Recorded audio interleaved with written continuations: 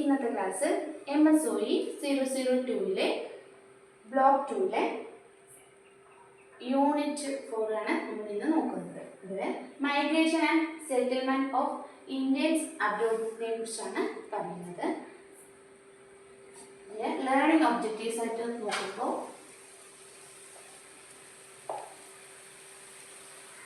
Learning objectives understanding background of Indian migration. അപ്പോൾ ഇന്ത്യക്കാരുടെ അല്ലെങ്കിൽ വിദേശത്തുള്ള കുടിയേറ്റത്തിൻ്റെ എങ്ങനെയൊക്കെ ഏതെല്ലാം രീതിയിലാണ് അതിൻ്റെ ബാക്ക്ഗ്രൗണ്ടും അതിൻ്റെ പശ്ചാത്തലങ്ങളൊക്കെ മനസ്സിലാക്കുക എന്നതാണ് ഈ യൂണിറ്റിലൂടെ ഉദ്ദേശിക്കുന്നത്. അതുപോലെ തന്നെയാണ് ഇവിടെ സോഷ്യൽ എക്കണോമിക് ആൻഡ് ഹിസ്റ്റോറിക്കൽ കേസസിനെ കുറിച്ചിട്ടും പരിചയപ്പെടുകയും ചെയ്യുന്നു.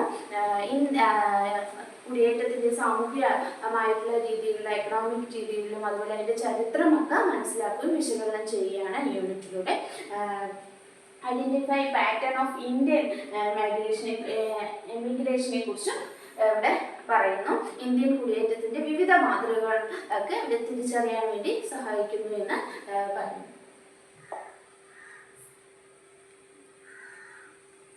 ഇൻട്രൊഡക്ഷൻ ആയിട്ട്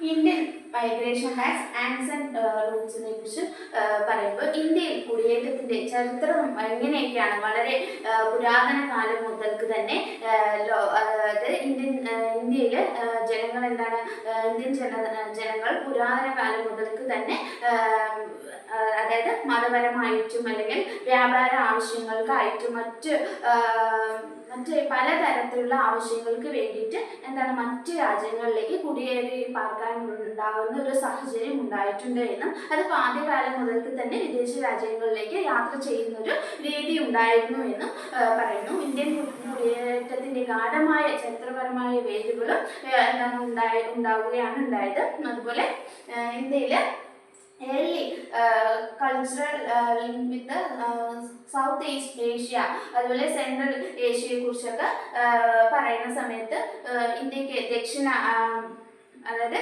ഇന്ത്യൻ ദക്ഷിണേഷ്യയുമായിട്ടും അല്ലെങ്കിൽ മധ്യ ഏഷ്യയുമായിട്ടൊക്കെ കുടിയേറ്റം നടന്നിരുന്നു എന്നും അത് സംസ്കാരപരമായിട്ടും വ്യാപാരപരമായിട്ടുള്ള ബന്ധങ്ങൾ ഉണ്ടാവുകയാണ് ഉണ്ടായത്. ബന്ധങ്ങൾ അല്ലെങ്കിൽ സ്വാധീനത്തിൻ്റെ ഫലമായിട്ടൊക്കെ രൂപപ്പെടുത്തിയെടുക്കാൻ വേണ്ടി സാധിക്കുകയും ചെയ്യുന്നു. ഇതിൻ്റെ എക്സാമ്പിളായിട്ടും മലേഷ്യ, ഇന്തോനേഷ്യ പോലുള്ള തായ്ലാൻഡ് മറ്റുള്ളതൊക്കെ എന്താണ് കൂടുതലായിട്ട് കുടിയേറാൻ വേണ്ടിയിട്ട് അല്ലെങ്കിൽ ഇന്ത്യൻ സമൂഹം മറ്റ് വിദേശ രാജ്യങ്ങളിലേക്ക് കുടിയേറി താമസിക്കാൻ വേണ്ടി സാഹചര്യങ്ങൾ ഉണ്ടായി എന്ന് പറയുന്നു. എന്നാൽ അതുപോലെ തന്നെയാണ് ഈ പുരാതന കുടിയേറ്റത്തിന് കൂടുതലായിട്ട് സ്ഥിരതയാർന്ന താമസിക്കാൻ വേണ്ടി അതായത് സ്ഥിരമായിട്ട് അവിടെ താമസിക്കാൻ വേണ്ടി ആയിരുന്നില്ല എന്നും പലരും എന്താണ് പിന്നീട് സ്വദേശത്തേക്ക് അതായത് സ്വന്തം ദേശത്തേക്ക് മടങ്ങുകയും ചെയ്തിരുന്നു എന്നും പുതിയ സമൂഹങ്ങളിലേക്ക് അതായത് പുതിയ രീതിയിലുള്ള കാഴ്ചപ്പാടിലേക്ക് അവർ എന്താണ് മുന്നോട്ട് പോവുകയാണ് ചെയ്യുന്നത് എന്ന് പറയുന്നു. അതിനോടൊപ്പം തന്നെയാണ് അതുപോലെ ബ്രിട്ടീഷ് കൊളോണിയലിസം ഒക്കെ ആയിട്ട് modern migration of by British കൊളോണിയലിസത്തെ കുറിച്ച് ഇവിടെ പറയുകയും ചെയ്യുന്നു. ഇതിൽ കൂടുതലായിട്ട് അതായത് കൊളോണിയൽ വൽക്കരണം എന്ന് പറയുന്നത് അതായത് 19-ാം നൂറ്റാണ്ട് മുതൽ തന്നെ ബ്രിട്ടീഷുകാർ അവരുടെ കൊളോണിയൽ പ്ലാന്റേഷൻ അതായത് മേഖലകളെ അതായത് അവർക്ക് ആവശ്യമായിട്ടുള്ള തൊഴിലാളികളെ ഇന്ത്യയിൽ നിന്ന് കയറ്റുമതി ചെയ്യുകയും ഉണ്ടായി എന്ന്. അതായത് ഇന്ത്യയിൽ നിന്ന് ബ്രിട്ടീഷുകാർ അവരുടെ ആവശ്യങ്ങൾ അതായത് തോട്ടങ്ങളിൽ ജോലി ചെയ്യാൻ വേണ്ടിയിട്ടൊക്കെ അവരുടെ ആവശ്യത്തിന് വേണ്ടിയിട്ട് ഇന്ത്യൻ ജനങ്ങളെ അവരുടെ ഒരു ആവശ്യക്കാരായിട്ട് ഇവിടെ നിന്ന് കയറ്റുമതി ചെയ്യുക അല്ലെങ്കിൽ അവരെ ഇവിടെ നിന്ന് കൊണ്ടുപോകുകയുണ്ടായി എന്ന് പറയുന്നു. അതായത് വലിയ തോതിലാണ് ആളുകളെ കുടിയേറ്റാൻ വേണ്ടിയിട്ട് പ്രേരിപ്പിച്ചുകൊണ്ട് കൂടുതൽ രാജ്യങ്ങളിലേക്ക് ഡയസ്പോറകളെയൊക്കെ അതായത് ഡയസ്പോറ രീതിയിലേക്ക് കൊണ്ടുപോവുകയാണ് ചെയ്തത് എന്ന് പറയുന്നു. ഇവിടെ ഈ യൂണിറ്റുകളിൽ നിന്ന് ഇന്ത്യൻ കുടിയേറ്റത്തിന്റെ ചരിത്രപരമായ പശ്ചാത്തലങ്ങളൊക്കെ അതുപോലെ കുടിയേറ്റം ഏതെല്ലാം രീതിയിലാണെന്ന് പരിശോധിക്കുകയാണ് ചെയ്യുന്നത്. അതുപോലെ ആധുനിക പ്രവണതകളെയൊക്കെ വിശകലനം ചെയ്യുകയാണ് ഈ യൂണിറ്റിലൂടെ ചെയ്യുന്നത്. ആൻസൻറ്റ് ഇന്ത്യൻ മൈഗ്രേഷനെ കുറിച്ച് പറയുന്ന സമയത്ത് അതായത് പുരാതന ഇന്ത്യൻ കുടിയേറ്റം ഇന്ത്യയിൽ എങ്ങനെയാണ് സ്വാധീനിച്ചത് എന്നും അത് എങ്ങനെയാണ് വ്യാപിച്ചത് എന്നും നോക്കുമ്പോൾ ദക്ഷിണ കിഴക്കൻ ഏഷ്യ മേഖലകളിലൊക്കെ അതായത് സൗത്ത് ഏഷ്യ മേഖലയൊക്കെ ശ്രീ വിജയ് എംപയർ പോലുള്ള അഫ്ഗാനിസ്ഥാൻ, ടിബറ്റ്, ചൈന പോലുള്ള രാജ്യങ്ങളിലൊക്കെ കൂടുതലായിട്ട് എന്താണ് മൈഗ്രേഷൻ, അതായത് കൂടുതലായിട്ട് വ്യാപാര സംസ്കാരപരമായിട്ടുള്ള മതബന്ധങ്ങളൊക്കെ നിലനിൽക്കാൻ വേണ്ടിയിട്ട് ഈ പ്രദേശങ്ങളിലൊക്കെ എന്താണ് കുടിയേറി പാർക്കാൻ വേണ്ടിയിട്ടൊരു ഇടയായി എന്ന് പറയുകയും ചെയ്യുന്നു.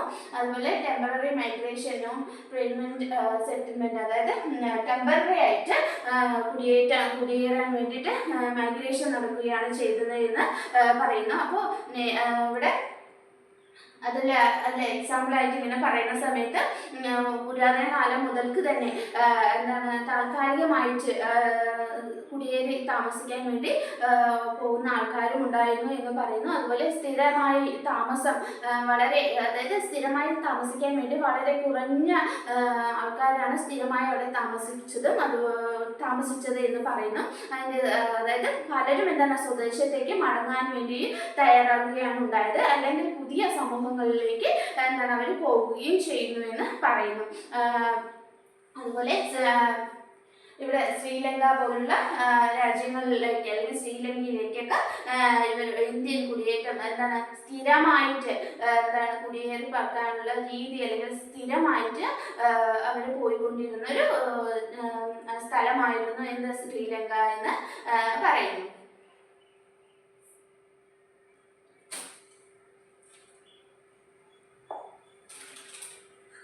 കൊളോണിയൽ ബാക്ക്ഗ്രൗണ്ടിനെ കുറിച്ച് പറയുമ്പോൾ മൈഗ്രേഷൻ ഇവിടെ കൂടുതലായിട്ട് 1834 ഇവിടെ 1834 അടിമത്തം റദ്ദാക്കിയതിനു ശേഷമാണ് ഇന്ത്യൻ കുടിയേറ്റം ശക്തമായി വർദ്ധിക്കാൻ, അല്ലെങ്കിൽ കൂടുതലായിട്ട് ഇന്ത്യൻ കുടിയേറ്റം കൂടുതലായിട്ട് അല്ലെങ്കിൽ കൂടുതലായിട്ട് വരാൻ കാരണമായത് എന്ന് പറയുന്നു. ബ്രിട്ടീഷ് കൊളോണിയൽ അതുപോലെ പ്ലാന്റേഷൻ മേഖലകൾക്ക് വലിയ തോതിൽ തൊഴിലാളികളെ അതായത് അവർക്ക് ആവശ്യമുണ്ടെങ്കിൽ കൂടിയും അവർക്ക് ലേബേഴ്സിനെയൊക്കെ ഇവിടെ നിന്ന് കൊണ്ടുപോവുകയാണ് ചെയ്യുന്നത്. കൊണ്ടുപോവുകയും അവർക്ക് അവരുടെ ആവശ്യത്തിന് വേണ്ടിയിട്ട്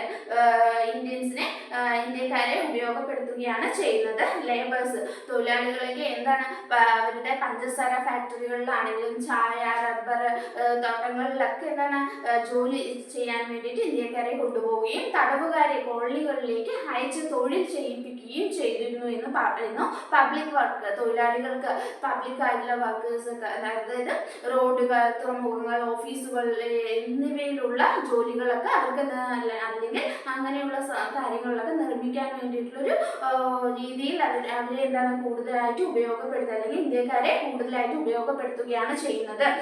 കൊളോണിയൽ വൽക്കരണത്തിന്റെ ഫലങ്ങളായിട്ട് ഇന്ത്യയിൽ കുടിയേറ്റം സംഘടിതവും വ്യാപകവുമായി മാറുകയും ചെയ്തു. ബ്രിട്ടീഷ് സാമ്രാജ്യത്തിന്റെ ആവശ്യങ്ങൾക്കനുസരിച്ച് തൊഴിൽ കുടിയേറ്റം നടക്കുകയാണ് ചെയ്തത് എന്ന് പറയുന്നു.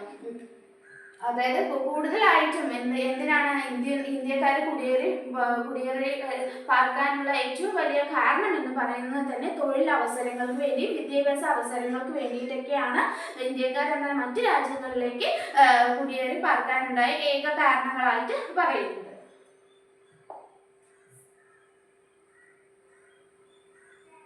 എമിഗ്രേഷൻ വോളിയം നേച്ചറിനെ കുറിച്ച് ഇവിടെ പറയുന്ന സമയത്ത്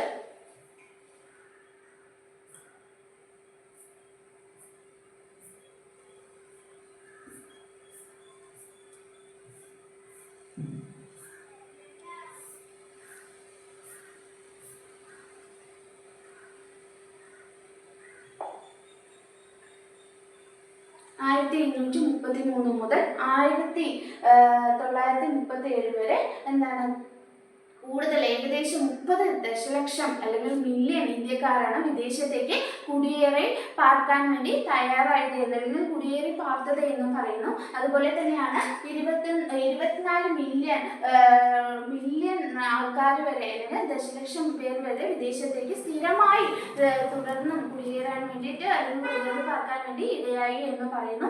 കുടിയേറ്റത്തിന്റെ സ്വഭാവം, നേച്ചർ എന്തൊക്കെയായിരിക്കുമെന്ന് നോക്കാം. അതായത് കുടിയേറ്റം അതായത് മൈഗ്രേഷൻ എന്നതുകൊണ്ട് ഉദ്ദേശിക്കുന്നത് തന്നെ എന്താണ്, ഇന്ത്യൻ കുടിയേറ്റത്തിന്റെ കൂടുതലായിട്ട് അല്ലെങ്കിൽ താൽക്കാലികമായിട്ടുള്ള രീതിയിലുള്ള എന്താണ് രീതിയിലായിട്ട് പോവുകയാണ് ചെയ്യുന്നത്. ഇവിടെ ഇതിനെ എഫിമെറൽ എന്ന് പറയുകയും ചെയ്യുന്നു. ഇതിന്റെ അർത്ഥം എന്താണ്, സ്ഥിരതയുള്ള താൽക്കാലിക കുടിയേറ്റമായിട്ടാണ് കണക്കാക്കുന്നത് എന്ന് പറയുന്നു.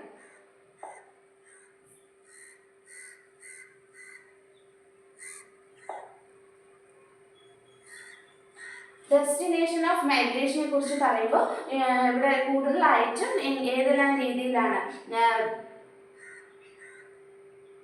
അതിൻ്റെ അടിസ്ഥാന അല്ലെങ്കിൽ കുടിയേറ്റത്തിന്റെ ലക്ഷ്യസ്ഥാനങ്ങൾ എന്തൊക്കെയായിരുന്നു എന്ന് പറയുമ്പോൾ ഇൻഡെൻചർ ലേബേഴ്സിനെയായിട്ട് ഇവിടെ പറയുന്നു. അപ്പോൾ ഇൻഡെൻചർ ലേബേഴ്സ് എന്ന് പറയുന്നത് തന്നെ ഗയാന അല്ലെങ്കിൽ ഗയാന, ട്രിനിഡഡ്, സുരിനാം, ദക്ഷിണാഫ്രിക്ക, ഫിജി, മൗറീഷ്യ പോലുള്ള രാജ്യങ്ങളിലേക്ക് എന്താണ് മൈഗ്രേഷൻ ചെയ്യപ്പെടുകയും ചെയ്യുന്നു എന്ന് പറയുന്നു. അതുപോലെ kangani ministry labours to Burma, Ceylon, Malaysia പോലുള്ള രാജ്യങ്ങളിലേക്ക് കൂടുതലായിട്ട് വ്യാപകമായിട്ട് കങ്കണി അഡ്മിനിസ്ട്രേഷൻ രീതിയിൽ ലേബേഴ്സ് ഒക്കെ ജോലിയിലേക്ക് അല്ലെങ്കിൽ പ്രവേശിപ്പിക്കുകയും ചെയ്തു എന്നാണ് പറയുന്നത്. അതുപോലെ തന്നെയാണ് ട്രേഡ് ടു ഈസ്റ്റ് ആഫ്രിക്കയും സൗത്ത് ഈസ്റ്റ് ഏഷ്യ പോലുള്ള ഇവിടങ്ങളിലേക്കാണ് കൂടുതലായിട്ട് എന്താണ് അവരുടെ ലക്ഷ്യസ്ഥാനം. അതായത് കൂടുതലായിട്ട് അവർ കുടിയേറി പാർക്കാൻ പോയ ഒരു സ്ഥലം അല്ലെങ്കിൽ വ്യാപാര അവസരങ്ങൾക്കും അതുപോലെ തൊഴിൽ ആവശ്യങ്ങൾക്ക് വേണ്ടിയിട്ട് ഇന്ത്യക്കാരെന്താണ് കൂടുതലായിട്ട് ഈ രാജ്യങ്ങളിലേക്കാണ്, ഫിജി പോലുള്ള രാജ്യങ്ങൾക്കാണ്, മലേഷ്യ, ബർമ പോലുള്ള ആഫ്രിക്ക, സൗത്ത് ഏഷ്യ പോലുള്ള രാജ്യങ്ങളിലേക്കാണ് കൂടുതലായിട്ട് കുടിയേറി പാർക്കാൻ പോയത് അല്ലെങ്കിൽ കുടിയേറി പാർത്തൊരു രാജ്യങ്ങളായിട്ട് കണക്കാക്കപ്പെടുന്നത്.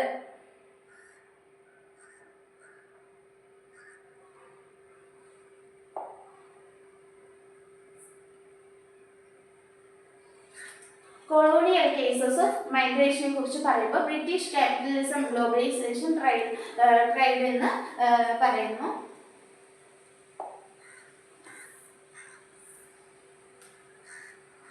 എങ്ങനെയാണ് കൊളോണിയൽ കേസസ് ഓഫ് മൈഗ്രേഷൻ ഇവിടെ പറയുന്ന സമയത്ത് പ്രധാനമായിട്ട് അതിന്റെ കാരണം എന്ന് പറയുന്നത് ബ്രിട്ടീഷ് ക്യാപിറ്റലിസം, ആഗോള വ്യാപനം എന്ന് പറയുമ്പോൾ തന്നെ ബ്രിട്ടീഷ് സാമ്പത്തിക വ്യവസ്ഥ ലോക വ്യാപകമായിട്ട് വ്യാപിച്ചതോടുകൂടി തൊഴിലാളികളുടെ ആവശ്യമൊക്കെ വർദ്ധിപ്പിക്കുകയാണ് ചെയ്തത്. അതുപോലെ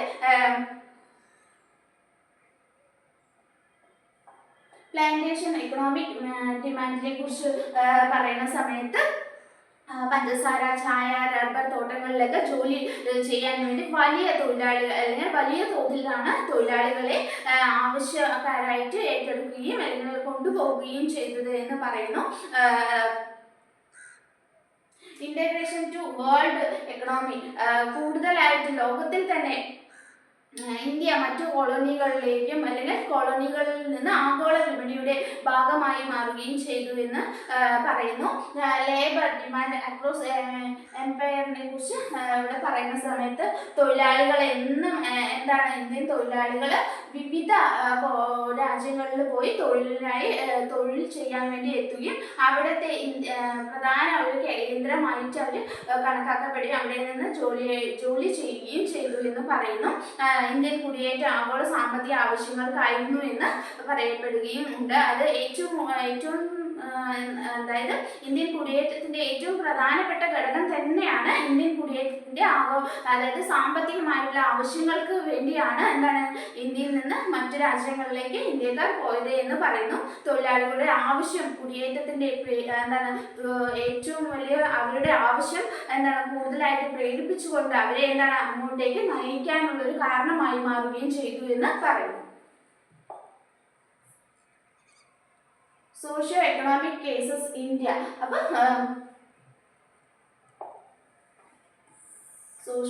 സോഷ്യോ എക്കണോമിക് കേസസ് ഇന്ത്യയെ കുറിച്ച് പറയുമ്പോൾ ലാൻഡ് പോളിസി, ഹെവി ഇവിടെ ടാക്സേഷൻ ആയിട്ട് പറയപ്പെടുകയും ചെയ്യുന്നു. ഭൂനയങ്ങളൊക്കെ ഉയർന്ന നികുതിയും എല്ലാം ബ്രിട്ടീഷുകാരുടെ ഭരണകാലത്ത് കർഷകർക്ക് വളരെ ഉയർന്ന ഭൂനികുതിയൊക്കെ ചുമത്തപ്പെടുകയാണ് ഉണ്ടായത് എന്ന് പറയുന്നു. അപ്പോൾ ഇവർക്ക് കൂടുതലായിട്ട് എന്താണ് എപ്പോഴും ഇന്ത്യക്കാര് അല്ലെങ്കിൽ ബ്രിട്ടീഷുകാര് ഇന്ത്യക്കാരിൽ നിന്ന് കൂടുതൽ നികുതിയാണ് ഈടാക്കിയെന്ന് പറയുന്നു. അതുപോലെ ജമീന്ദാരി സമ്പ്രദായങ്ങളൊക്കെ ഭൂമിയുടെ അവകാശങ്ങളൊക്കെ അവർ മാറ്റി, അല്ലെങ്കിൽ അവകാശത്തെ പറ്റി മറ്റ് പല രീതിയിൽ അവർ ചൂഷണം ചെയ്യുകയുണ്ടായി എന്ന് പറയുന്നു. കർഷകർക്ക് സാമ്പത്തിക സമ്മർദ്ദം എന്താണ് കൂടുതലായി വർദ്ധിപ്പിക്കുകയും ചെയ്തിരുന്നു. കർഷകർ കൂടുതൽ കടബാധ്യത മൂലമാണ് പലരും ഭൂമി നഷ്ടപ്പെടാനുണ്ടായ കാരണം തന്നെ എന്താണ് കർഷകർക്ക് കടബാധ്യത കൊണ്ട് മാത്രമാണ് എന്ന് പറയുന്നു. ഭൂമിയില്ലാതെ തൊഴിലാളികളുടെ വർധനം, അതായത് കർഷകർക്ക് തൊഴിലാളികളെ നഷ്ടപ്പെടുകയുണ്ടായി എന്ന് വിദേശത്തേക്ക് കുടിയേറിയതിന്റെ സാഹചര്യം, അതായത് അവർക്ക് എന്താണ് ഈ തൊഴിലാളികൾക്ക്, ഇന്ത്യയിലെ തൊഴിലാളികൾക്ക്, കർഷക തൊഴിലാളികൾക്ക് എന്താണ് വിദേശത്തേക്ക് പോകാനുള്ള ഒരു സാഹചര്യമാണ് ഒരുക്കി കൊടുത്തത് എന്ന് പറയുന്നു. അവർക്ക് ഇവിടുത്തെ ഓരോ സൗകര്യക്കുറവും അവരുടെ സാമ്പത്തികപരമായിട്ടുള്ള ബുദ്ധിമുട്ടും കൃഷി ചെയ്യുന്ന രീതിയിൽ തന്നെ വ്യത്യാസങ്ങൾ കാരണം മറ്റു രാജ്യങ്ങളിൽ പോയിട്ട് അവർ കൂടുതൽ സാമ്പത്തിക സഹായത്തിനും അല്ലെങ്കിൽ സാമ്പത്തികപരമായി മുന്നേറാൻ വേണ്ടിയിട്ട് മറ്റ് അയൽ രാജ്യങ്ങളെ ആശ്രയിക്കുകയാണ് ഉണ്ടായത് എന്ന് പറയുന്നു.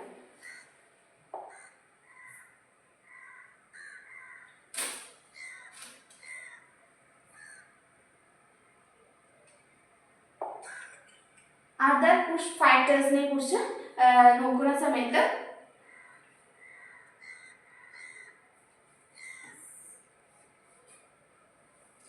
ഫുഡ് ഷോർട്ടേജിനെ കുറിച്ച്, അതായത് അവർ ജീവിക്കുന്ന ഏറ്റവും കൂടുതൽ നമ്മൾ എന്തിനു വേണ്ടിയിട്ടായിരിക്കും ജീവിക്കുക, ഭക്ഷണ സാധനങ്ങൾ ലഭിക്കുന്നതിനും